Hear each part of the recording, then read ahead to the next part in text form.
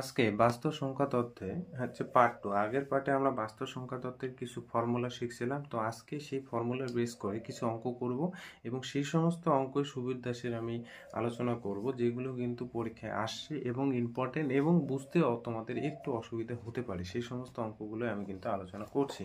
তো 1 নম্বর অঙ্কটা দেখো, এখানে কি বলছে যে দুটি সংখ্যার সমষ্টি 12 এবং তাদের অনন্যকের যে সমষ্টি সেটা 12-র নিচে 35, তাহলে সংখ্যা দুটি কি কি? দেখো, এখানে কিন্তু তোমাকে একটু অপশনগুলো ব্যাক ক্যালকুলেশন করতে হবে। ব্যাক ক্যালকুলেশন মানে হচ্ছে উত্তরগুলো দেখে কোশ্চেনটা মেলানো, উত্তরটাকে দেখে কোশ্চেনটাকে মেলানো।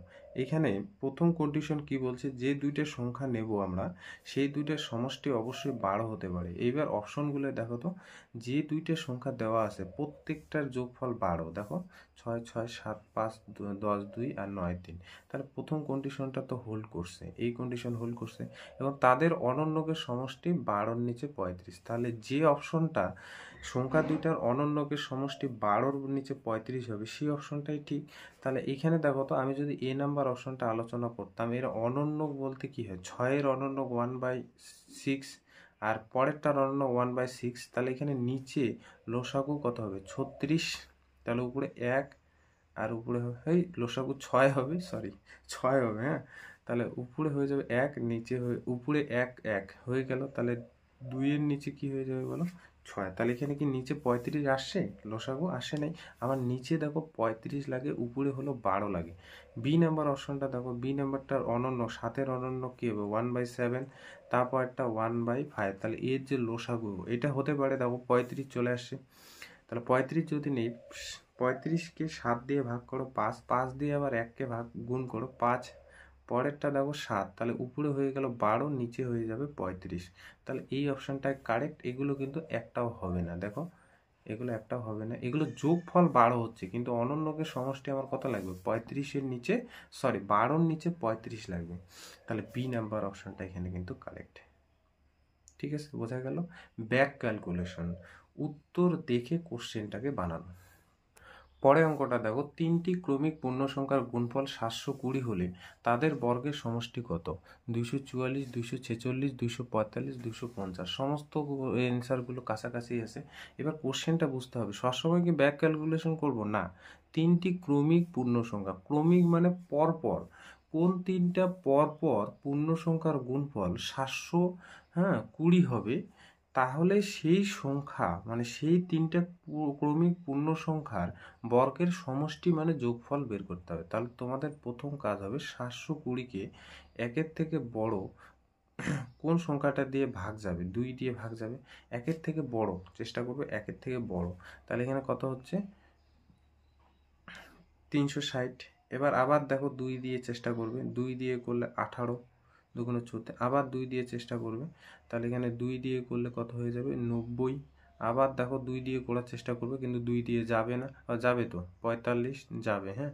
তাহলে আবার 2 দিয়ে করবে, 2 দিয়ে করলে কি যাবে, যাবে না। 3 দিয়ে চেষ্টা করবে, 3 15 45, এবার আবার 2 দিয়ে করবে, 3 দিয়ে করবে, এবার 3 দিয়ে যাবে, তাহলে হচ্ছে 5। এইবার দেখো এই যে 720, 720 কোন কোন সংখ্যাগুলোর গুণফল পেলাম, 2 গুণন 2 গুণন 2 গুণন 2, 4টা 2, 2টা 3 আর একটা 5।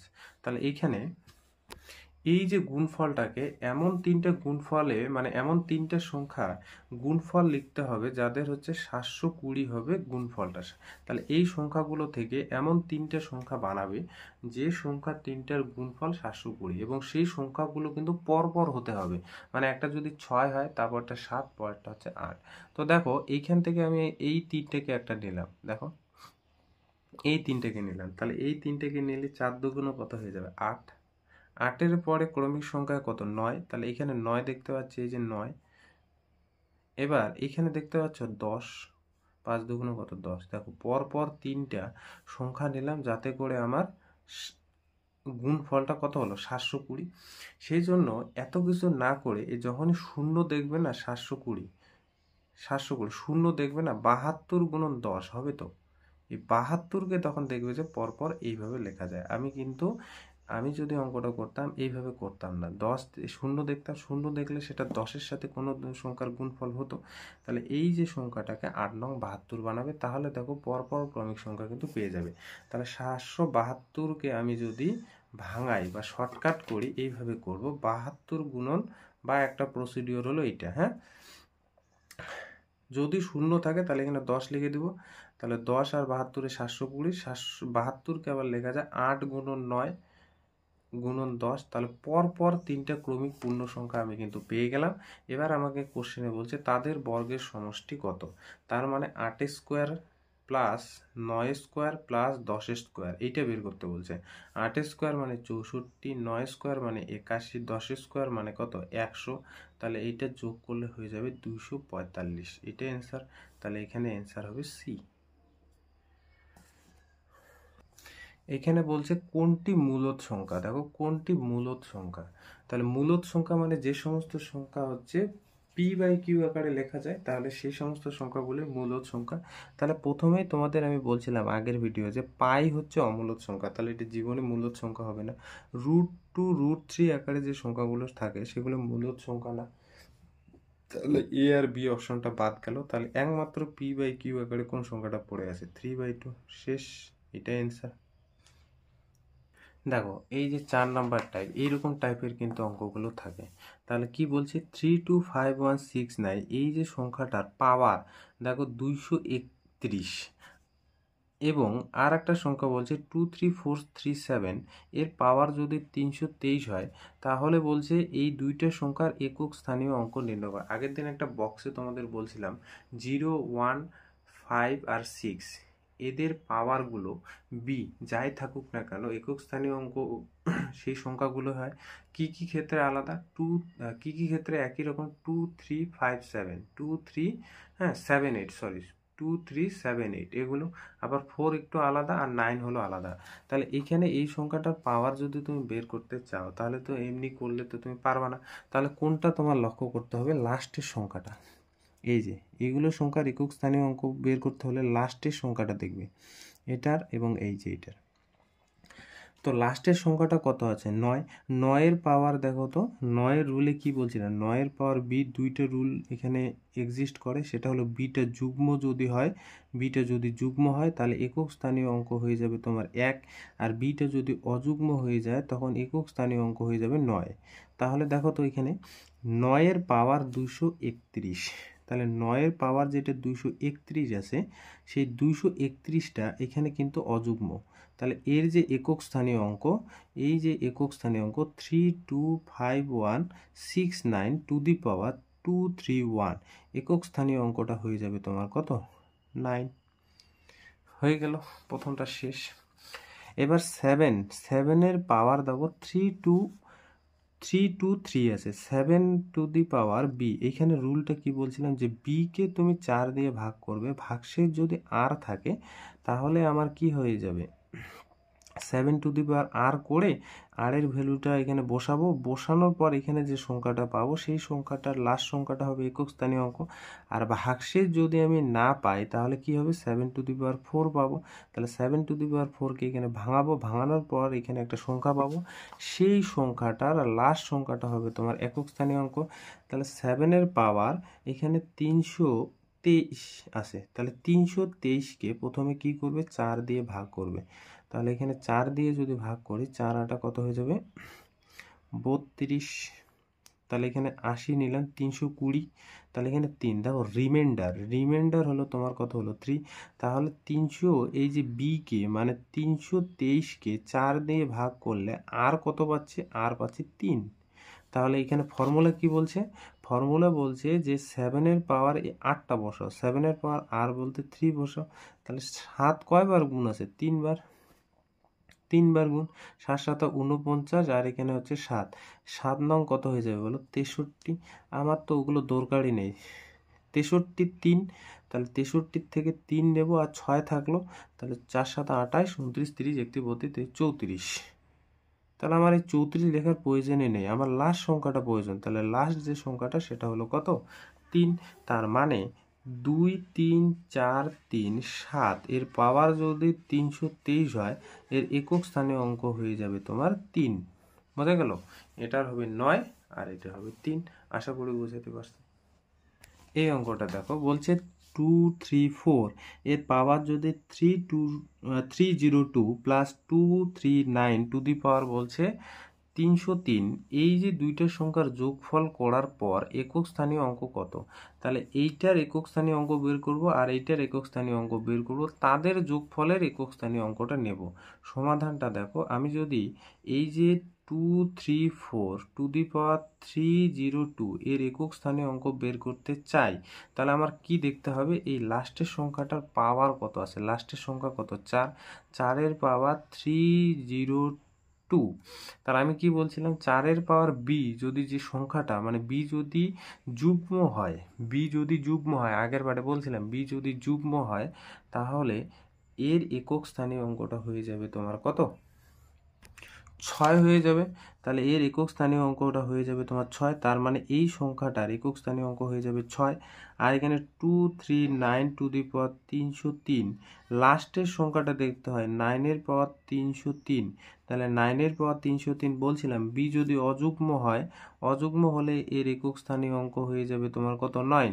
তাহলে এখানে বলছে এটার একক স্থানীয় অঙ্ক হয়ে যাবে তোমার 9। তার মানে এই দুইটা যোগফল বের করতে বলছে। তার মানে এটার একক স্থানীয় অঙ্ক আর এটার একক স্থানীয় অঙ্ক, তাহলে 6 আর 9-এর যোগফল হয়ে গেল 15। তার মানে এর বলছে এই দুটো সংখ্যা যোগ করার পর একক স্থানীয় অঙ্ক কত থাকবে? 5। তাহলে অ্যান্সার হয়ে যাবে তোমার কত? অ্যান্সার হয়ে যাবে 5। বোঝা গেছে? 6 আর 9-এর যোগ করব, 9-এ যোগ করলে কত হয়ে যাবে? 15। তাহলে 15-র একক স্থানীয় অঙ্ক হয়ে যাবে 5। এবার এই অঙ্কটা দেখো, তারপরে কিন্তু যে অঙ্কগুলো আছে ওগুলো কিন্তু তোমরা বইয়ে করবে, সেগুলো পারবে। বলছে 22-এর পাওয়ার 853 আর 73-এর পাওয়ার 5810 আর 87-এর পাওয়ার 723 এর একক স্থানীয় অঙ্ক। তার মানে এটার একক স্থানীয়, এটার একক স্থানীয়, এটার একক স্থানীয় অঙ্কগুলো বের করব, তারপর তাদের যোগ করার পর তার একক স্থানীয়। তাহলে দেখো তো, এটার একক স্থানীয় অঙ্ক বের করার জন্য লাস্টের সংখ্যাটার পাওয়ার দেখবে। লাস্টের সংখ্যাটা 2, 2-এর পাওয়ার কি বলছে? 853। তাহলে এই 2-এর পাওয়ার বি এখানে আকারে আছে, 2-এর পাওয়ার বি কি বলছিলাম? এই বিটাকে তোমার ভাগ করতে হবে কত দিয়ে? 4 দিয়ে ভাগ করতে হবে। সেই বিটাকে 4 দিয়ে ভাগ করতে হবে। বি বলতে এখানে 853-কে 4 দিয়ে ভাগ করতে হবে। যদি রিমাইন্ডার থাকে তাহলে 2 টু দি পাওয়ার সেই রিমাইন্ডারটা। তাহলে এখানে দেখো তো, 853-কে আমি 4 দিয়ে ভাগ করবো, তাহলে 4 দুগুণ 8 হয়ে যাচ্ছে 5, এখানে নেমে আসলো 4-কে 4। এবার কিন্তু ভাগটাও তোমার জানতে হবে। 1 3, 3-এ 4-এ কত হয়ে যাবে? 12। তাহলে এখানে ভাগশেষ মানে রিমাইন্ডারটা কত? 1। তার মানে রিমাইন্ডার যদি 1 হয়, তাহলে ফর্মুলা কি ছিল? যে 2 টু দি পাওয়ার বি আকারে কোনো যদি সংখ্যা থাকে আর ভাগশেষ যদি রিমাইন্ডার থাকে, তাহলে তার একক স্থানীয় অঙ্ক 2 টু দি পাওয়ার ভাগশেষ বলতে 8টা, তাহলে ভাগশেষ আর বলতে এখানে 1, তার মানে 2। তার মানে এটার এই সংখ্যাটার একক স্থানীয় অঙ্ক কত হয়ে যাবে বলো তো? 2, তাই না? একক স্থানীয় অঙ্ক হয়ে যাবে 2। এবার পরেরটা 73-এর লাস্ট সংখ্যাটা দেখো, 303, তাই না? 3-এর পাওয়ার 5 8 1 0। আমি একই রুল বলবো, 3-এর পাওয়ার বি 2 3 7 8 একই রুল। তাহলে 2 3 7 8 যদি একই রুল হয়, তাহলে বিটাকে আমি 4 দিয়ে ভাগ করব। বিটাকে 4 দিয়ে মানে 5810-কে আমি 4 দিয়ে ভাগ করব। তাহলে 4-কে 4, 1 8, 4 চোখ 16। তাহলে এখানে 2 1, 4 5 20, তাই না? এখানে 10, 4 দুগুণ 8। তাহলে ভাগশেষ বা রিমাইন্ডার কত থাকলো? আর থাকলো 2। তার মানে এখানে 3 টু দি পাওয়ার রিমাইন্ডার বলতে এখানে 2, 9 হয়ে যাবে। 3 স্কোয়ার কত হয়ে যাবে? 9 হয়ে যাবে, তাই না? এটা 8টা বসলো 9। তার মানে এই যে এই 73-এর পাওয়ার 5810 এটার একক স্থানীয় অঙ্ক হয়ে যাবে তোমার 9। এবার 87 দেখো, লাস্টের সংখ্যাটা 7, 7-এর পাওয়ার 7 2 7।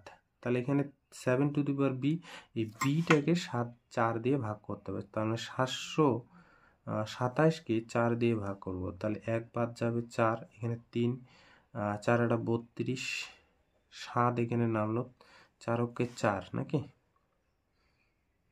তাহলে 3 থাকবে। তাহলে রিমাইন্ডার 7-এর পাওয়ার যে রিমাইন্ডার, তাহলে রিমাইন্ডার হয়ে যাবে তোমার কত 3। তাহলে এটা হয়ে যাবে তোমার 7 গুণন 7 গুণন 7, তার মানে 49কে 7 দিয়ে গুণ করব, তার মানে 7 নং 63। এই যে লাস্টে 3, আমার পরে কত গুণ হয় হোক, লাস্টে হলো 3, তার মানে এটার যে রিমাইন্ডার কত পড়ে থাকবে 3। তাহলে এই সংখ্যাটা 49 আর 7 গুণ করব, 7 নং 63, হাতে থাকলো 6, তাহলে তোমাদের গুণটা করে দিন, নাহলে অসুবিধা হবে। 4 7 28, 34 হবে। তাহলে এই যে এই সংখ্যাটা পেলাম লাস্টে কত, একক স্থানীয় অঙ্ক 3, তার মানে হয়ে যাবে এই যে 87 পাওয়ার হচ্ছে 727, এর রিমাইন্ডার হয়ে যাবে তোমার 3। এদের যোগ করব, 9 2 আর 3-এর যোগ করব, তাহলে 9 2 আর 3-এর যোগ করলে 12 13 14, তাহলে এইখানে দেখো একক স্থানীয় অঙ্ক কত 4, তাহলে অ্যান্সার কত হয়ে যাবে 4। তাহলে এই যে পাওয়ারের যোগফলটার একক স্থানীয় অঙ্ক হয়ে যাবে 4। এই কোশ্চেনটা দেখো, প্রথম 4টি মৌলিক সংখ্যার সমষ্টি কত, সিডিএস 2000 সালে আসে, এটা হচ্ছে অন রেকর্ড হচ্ছে সুবীর দাসের বইতে, প্র্যাকটিস সেট যেখানে আছে সেখানে প্রথম অঙ্কটা, প্রথম 4টি মৌলিক সংখ্যা কত। তাহলে মৌলিক সংখ্যার ডেফিনেশন বলে রাখছি তোমাদের, তাহলে প্রথম 4টি মৌলিক সংখ্যা কী হবে বলো তো, 2 হবে, 1 তো হবে না, 1 হবে না, 2 হবে, 3 হবে, তাই না, 3 হবে, 4 কি হবে, হবে না, 4 হবে না, 5 হবে, তারপর হচ্ছে 7, 6 হবে না, কারণ মৌলিক সংখ্যার হতে গেলে যে ডেফিনেশনটা দরকার সেই ডেফিনেশনগুলো 4 আর 6 মেনটেন করে না। তাহলে প্রথম 4টি মৌলিক সংখ্যা কিন্তু 2 3 5 7, এদের কি বলছে, যোগ বের করতে বলছে, 2 এর সাথে 3 5 আর হচ্ছে 7-এর যোগ, তার মানে এখানে 5 আর এখানে হয়ে গেল 10 আর সাথে 17, তাহলে অ্যান্সার কি হয়ে যাবে ডি।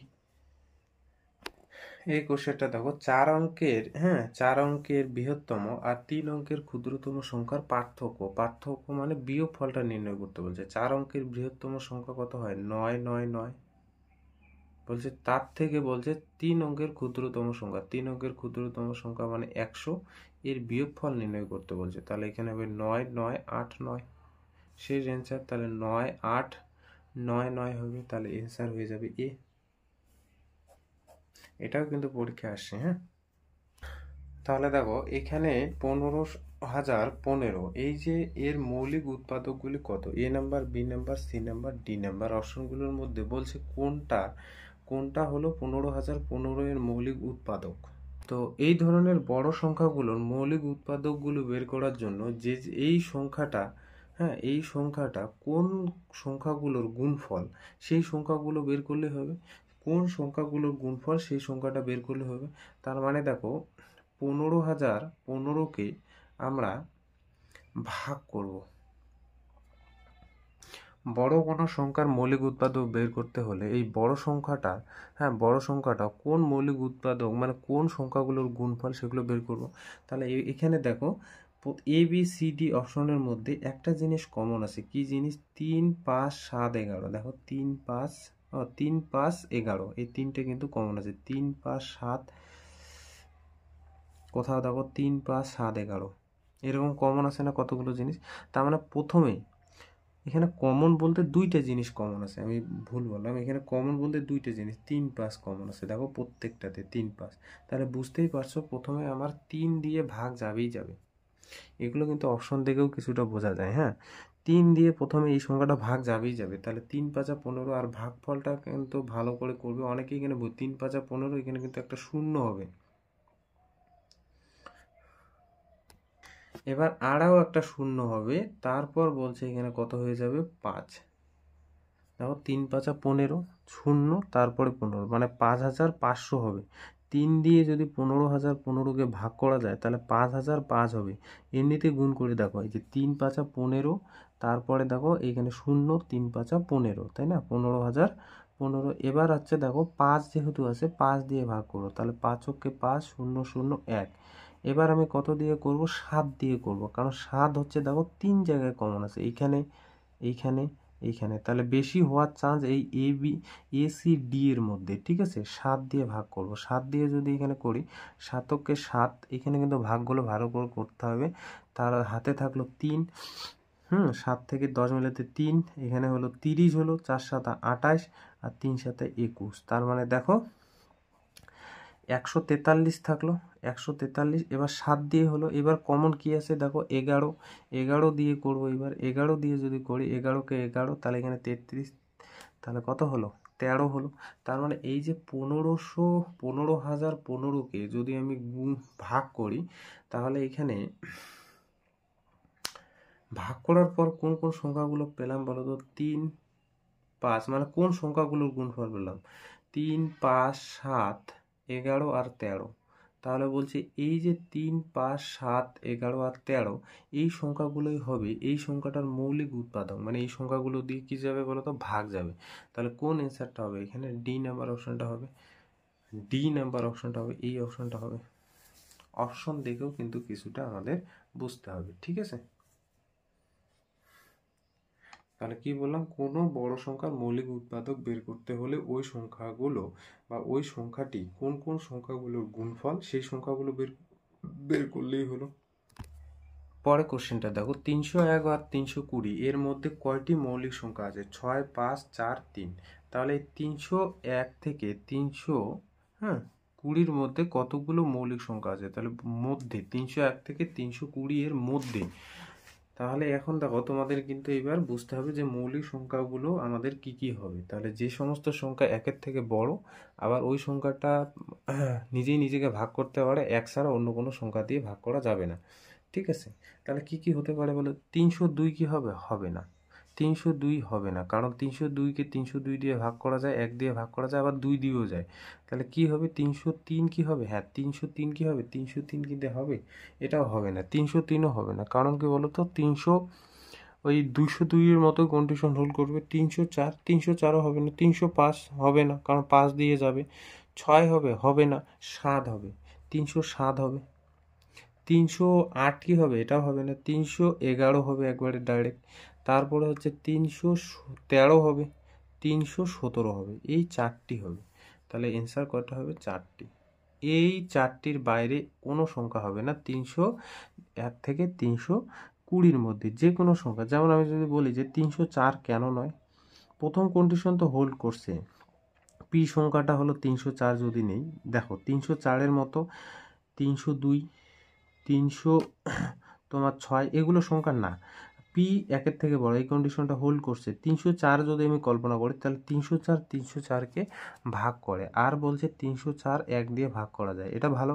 কিন্তু আমি যদি বলি যে 304 2 দিয়েও ভাগ করা যায়, এই যে এক্সট্রা একটা কন্ডিশন, এই কন্ডিশনটা হোল্ড করছে জন্য 304, 302, 306 এই জাতীয় সংখ্যাগুলো কিন্তু হবে না। তাহলে মৌলিক সংখ্যা অ্যান্সার কয়টা হবে? 4টা। এই যে এই টাইপের কোশ্চেনগুলো কিন্তু পরীক্ষায় বেশি ইম্পর্টেন্ট। কি বলছে? এ বি সি, এইভাবে A B C D E F G এ যায় যে কে এল, এইভাবে চলতে অ্যালফাবেট কয়টা? 26টা। তাহলে এক্স ওয়াই জেড বলছে 26টি এরকম আলফাবেটের কি সংখ্যা আছে? স্বাভাবিক সংখ্যা আছে। কোনো একটা সংখ্যা এক্সের সাথে আমি যদি এই যে 26টা সংখ্যার মাইনাস করে গুণ করি, তাহলে বলছে যে এর মান কত হবে। তার মানে ধরে নাও এ বি সি ডি ই, এইভাবে চলতে চলতে এখানে কি কি সংখ্যা আছে? এক্স ওয়াই জেড, তার মানে 26টা সংখ্যা আছে।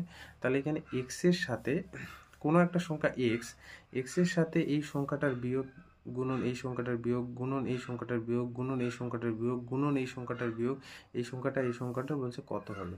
দেখো এই সংখ্যাটা হলো এক্স, এক্সের সাথে যদি আমি এ গুণ করি, এক্সের সাথে যদি আমি বি গুণ করি, এক্সের সাথে এইভাবে সি গুণ করি, লাস্টে কত? দেখো লাস্টের সংখ্যাটা কত?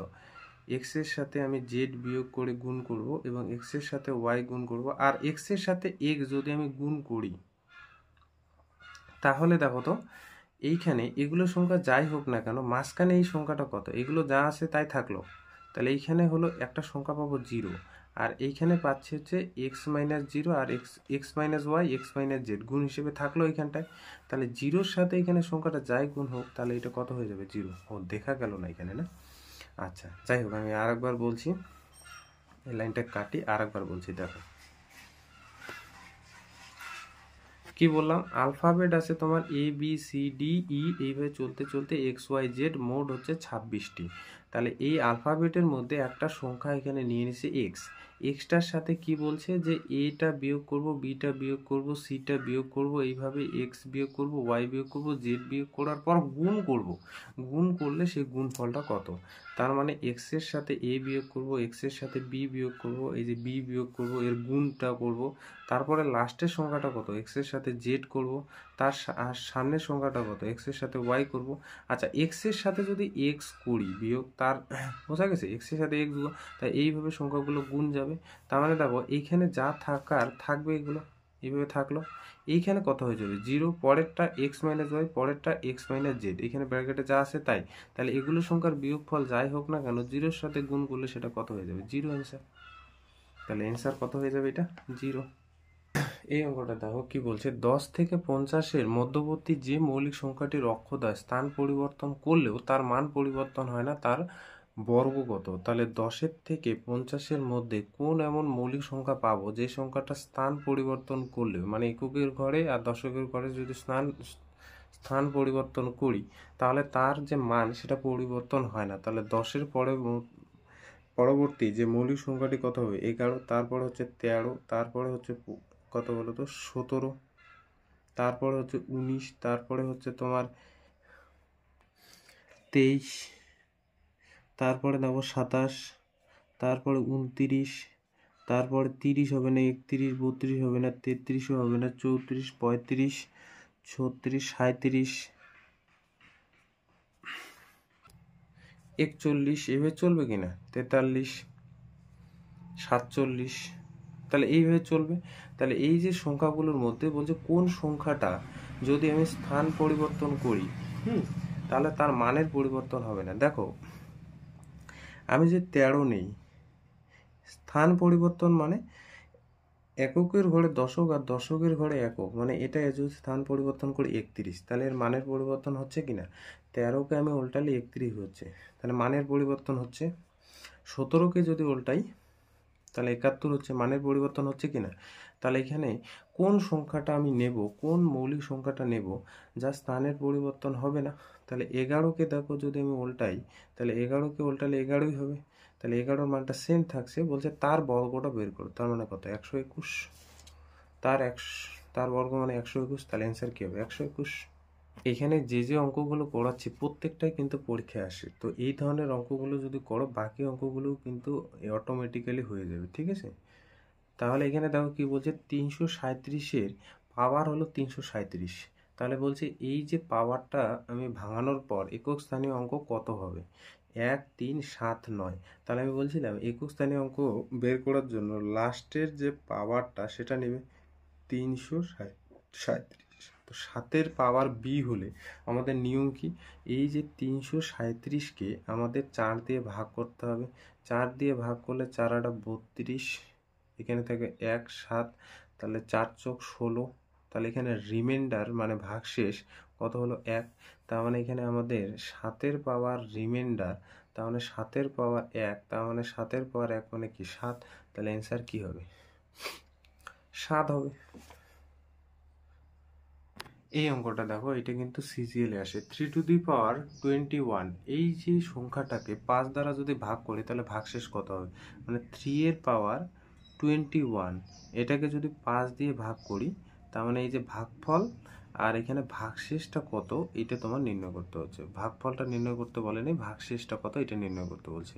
তো তার আগে আমি তোমাদের ছোট করে একটা যদি বলি যে 3-এর পাওয়ার 4, 3-এর পাওয়ার 4 যদি তোমার 81 হবে, 3-এর পাওয়ার যদি আমি 5 নেই তাহলে 243 হবে। তাহলে দেখো এই যে 81কে যদি আমি 5 দিয়ে ভাগ করি আর এই 243কে 5 দিয়ে ভাগ করি, তাহলে 81কে 5 দিয়ে ভাগ করলে দেখো তো ভাগশেষ কত, 16 বাদ 5 16 80, তাহলে ভাগশেষ হচ্ছে তোমার 1, তার মানে এইটা ইমপ্লাইজ করছে ভাগশেষ কত 1, ভালো করে বুঝবে 1। আর 243কে যদি আমি 5 দিয়ে ভাগ করি, ছোট ছোট অঙ্কগুলো বুঝলে বড়গুলো করতে সুবিধা হবে, 4 5 20, এখানে থাকবে 43, 5 8 40, তাহলে এখানে 3, রিমাইন্ডার কত হচ্ছে, তাহলে ভাগশেষ, রিমাইন্ডার মানে হচ্ছে ভাগশেষ, ভাগশেষ হচ্ছে 3। এবার এগুলো না হয় ছোট ছোট সংখ্যা আছে পাওয়ারে, সেই জন্য আমরা সহজেই তার ভাগশেষ নির্ণয় করতে পারলাম। কিন্তু এখানে তো 3 এর পাওয়ার 221, এটা আমাদের বের করতে অনেক সময় যাবে, আর এটা বের করাও সম্ভব না। তো সেজন্য আমাদের দেখো একটা ফর্মুলা এখানে কিন্তু খাটাতে হবে। কি ফর্মুলা? যে 3 এর পাওয়ার যেটা থাকবে না, তার একক স্থানীয় অঙ্কটাই হবে তোমার, যে সংখ্যাটি দিয়ে ভাগ করব তার ভাগশেষ। মানে আমি 3 এর পাওয়ার 5 যে আছে, তার যদি আমি একক স্থানীয় অঙ্ক বের করতে চাই, তাহলে 3 টু দি পাওয়ার বি আকারে আছে কিনা, তাহলে 3 এর পাওয়ার বি আকারে আমার আরটা জানা উচিত। আমরা জানি 2, 3, 7, 8 এগুলো সংখ্যাকে রিমাইন্ডার বের করতে হয় যদি উপরের সংখ্যাটা 4 দিয়ে ভাগ করা যায় এবং রিমাইন্ডার থাকে। তাহলে 5কে যদি তুমি 4 দিয়ে ভাগ করো, ফর্মুলার একক স্থানীয় অঙ্ক বের করবো, তাহলে 5কে 4 দিয়ে ভাগ করলে 1 থাকবে, একবার নেব, এখানে 4, এখানে থাকলো 1, তাহলে রিমাইন্ডার হলো আর হলো 1, তাহলে 3 টু দি পাওয়ার 1, তার মানে এখানে রিমাইন্ডার কত থাকলো? 3। তার মানে 3 এর পাওয়ার 5 যদি থাকে, এর একক স্থানীয় অঙ্ক যত বের হবে এই সংখ্যাটা দিয়ে ভাগ করলে ভাগশেষ কিন্তু একই। এবার এখানে 3 এর পাওয়ার 4, তার 3 টু দি পাওয়ার বি, তার 3 টু দি পাওয়ার বি মানে 4কে 4 দিয়ে ভাগ করলে ভাগশেষ কত থাকে? ভাগশেষ তো থাকেই না, ভাগশেষ 0। তাহলে ভাগশেষ যেহেতু থাকে না, সেই জন্য ফর্মুলাটা কি বলছে? 3 এর পাওয়ার 4 করে যেটা আসবে সেটাই। তার মানে এখানে 81 আসবে। 81-র এখানে দেখো রিমাইন্ডার কত? 1। তাহলে যেটা থাকবে একক স্থানীয় অঙ্ক সেটাই হবে ভাগশেষ। তার মানে এই সংখ্যাটার ক্ষেত্রে ভাগশেষ নির্ণয় করার জন্য, ভাগশেষ নির্ণয় 5 দ্বারা ভাগ করার পর ভাগশেষ নির্ণয় করার জন্য 3 টু দি পাওয়ার 21কে, এটার যে 3 এর পাওয়ার যে 21, এটার একক স্থানীয় অঙ্কটা বের করতে হবে। একক স্থানীয় অঙ্ক বের করার জন্য 3 এর পাওয়ার 21, তার 3 to the power B, 3 to the power B মানে আর যদি থাকে তাহলে আরটা নির্ণয় করব। তাহলে 21কে যদি আমি 4 দিয়ে ভাগ করি, 4 5 20, তাহলে এখানে থাকলো ভাগশেষ কত? আর তার 3 এর পাওয়ার 1, তার মানে 3 হলো। তার মানে এই যে যত রিমাইন্ডার হবে ততই ভাগশেষ হবে। তার মানে 3 এর পাওয়ার 21কে যদি আমি 5 দিয়ে ভাগ করি, ভাগশেষ আমার থাকবে হচ্ছে 3। তাহলে অ্যান্সার কোনটা হবে? 3। বোঝা গেল? এখানে দেখো এই কোশ্চেনটা, 3 to the power 2n plus 9n plus 5, এই যে সংখ্যাটা বলছে 3 দ্বারা যদি ভাগ করি তাহলে ভাগশেষ কত? তাহলে সমস্ত n এর জন্য কিন্তু সত্য। তার মানে n ইজ ইকুয়াল টু 1 2 3 4 বসানোর পর এই ধরনের অঙ্কগুলো কিন্তু সত্য হয়। মানে এই ধরনের অঙ্ক যখন থাকবে n ইজ ইকুয়াল টু 1 বসাবে, n ইজ ইকুয়াল টু 1 বসাবে। n ইজ ইকুয়াল টু যদি 1 বসাও, তাহলে এই রাশিটা কত হচ্ছে দেখো, এই রাশিটা হবে 3 এর পাওয়ার 2 প্লাস হচ্ছে 9 প্লাস হচ্ছে 5, তার মানে এখানে হচ্ছে 9 9 5, তার মানে এখানে হচ্ছে 23। তো 23 হচ্ছে, তো 23কে 5 দিয়ে বলছে, 23কে 3 দিয়ে ভাগ করতে বলছে। তাহলে 23কে 3 দিয়ে ভাগ করলে ভাগশেষ কত? তাহলে 3 7 21, তাহলে এখানে থাকবে 2, তাহলে ভাগশেষ কত? 2। তাহলে n ইজ ইকুয়াল টু 1 এর জন্য সত্য। তাহলে n ইজ ইকুয়াল টু 1 এর জন্য যদি সত্য হয়, তাহলে n এর ভ্যালু 1 বসালে 23 হচ্ছে। তাহলে 23কে 3 দিয়ে ভাগ করলে কত হবে? 2 হবে। এবার যদি মনে করো যে n এর ভ্যালু 2 বসাই, আমি একটু আগে বললাম না n এর ভ্যালু 1 2 3 4 সমস্ত সংখ্যার জন্য সত্য, তাহলে কত হবে দেখো, 3 এর পাওয়ার হয়ে যাবে তোমার 4 প্লাস হচ্ছে তোমার 18 প্লাস হচ্ছে 5, তাহলে 3 এর পাওয়ার 4 মানে 81, 18 আর হচ্ছে 5, তাহলে 8 5 এখানে হলো 23, 23 আর হচ্ছে তোমার 81, তাহলে 4 10 নাকি 104।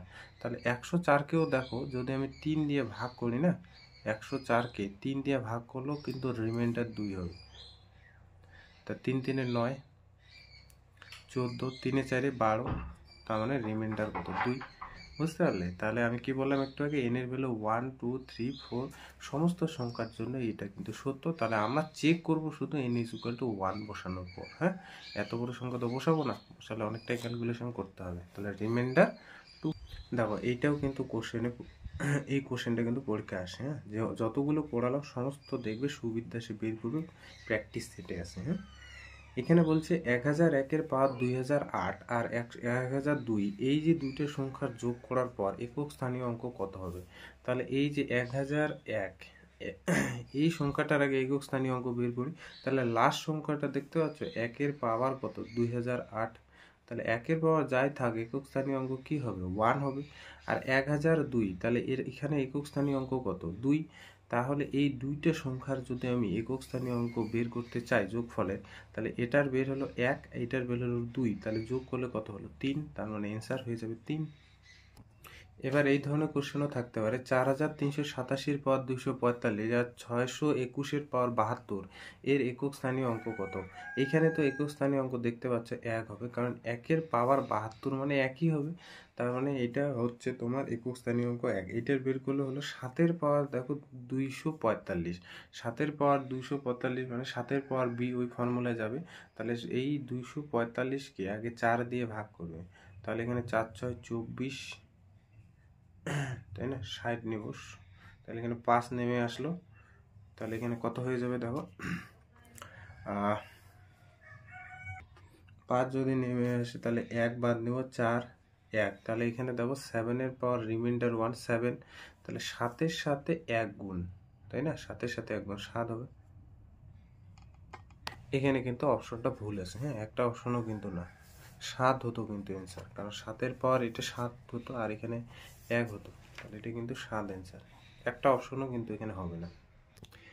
এটা কোশ্চেন দেখো, 3টি ক্রমিক সংখ্যার যোগফল 15 হলে তাদের গুণফল কত। পরপর কোন 3টে সংখ্যা নেব যাতে 3টে সংখ্যার যোগফল হচ্ছে কত হয় বলো তো 15। তাহলে দেখো 4 5 আর হচ্ছে তোমার 6 যদি নেই, তাহলে এদের যোগফল কত হচ্ছে 15।